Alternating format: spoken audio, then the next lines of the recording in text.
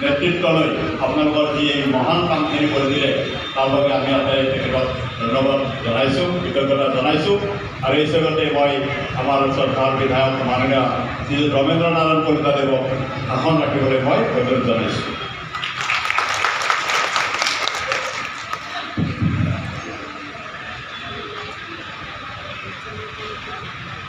আজি নতুনকৈ যিসকলে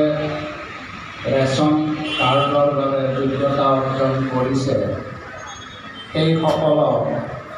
আজি ৰেচন কাৰ্ড বিতৰণৰ এই অনুষ্ঠানত উপস্থিত থকা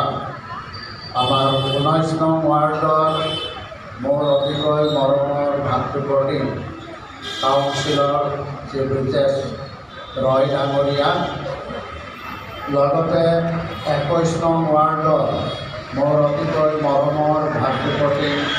কাউন্সিলৰ সঞ্জীৱ দেৱ ডাঙৰীয়া,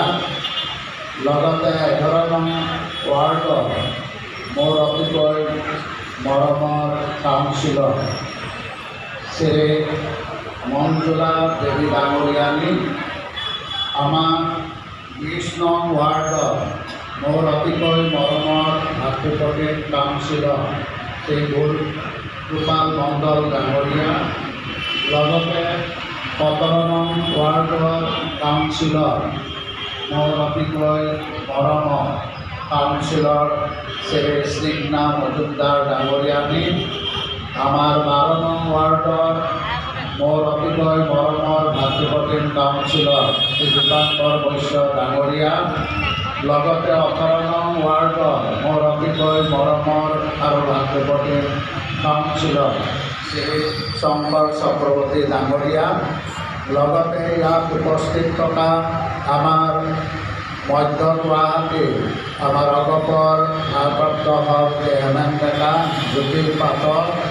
আৰু লগতে ইন্দ্ৰ বৰ্মন, চিন্তু সমন্বিতে,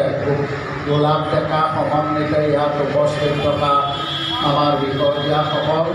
বিজেপিৰ কাৰ্যকৰ্তাসকল আৰু যিসকলে ৰেচন কাৰ্ড পাইছে সেইসকলক আজি আমি ইয়াতে কিছু সংখ্যকক আমি ৰেচন কাৰ্ড বিতৰণ কৰিম। আৰু কাইলৈ নতুন বছৰ হ'ব 2025 চনৰ 1 জানুৱাৰী, আৰু এই নতুন বছৰত মই আপোনালোক সকলোলৈকে মই শুভেচ্ছা জ্ঞাপন কৰিছোঁ। আৰু এই নতুন বছৰটোৰ পৰা যাতে আমাৰ যিসকল দৰিদ্ৰ সীমাৰ তলত থকা পৰিয়াল, এই পৰিয়ালবিলাকৰ মনবিলাক যাতে কিছু আনন্দময় হয়, তাৰ বাবে আজি বিদায় পৰব আৰু নতুন বছৰৰ আৰম্ভণিতে কিছু আনন্দৰ উদ্ৰেক দিয়াৰ উদ্দেশ্যেৰে আজি আমি কাৰ্ড বিতৰণ কৰাৰ ব্যৱস্থা লৈছোঁ। অৰিজিনেল পশ্চিম গুৱাহাটী সমষ্টি আছিল, তাৰ পৰা প্ৰায় 9টা সমষ্টি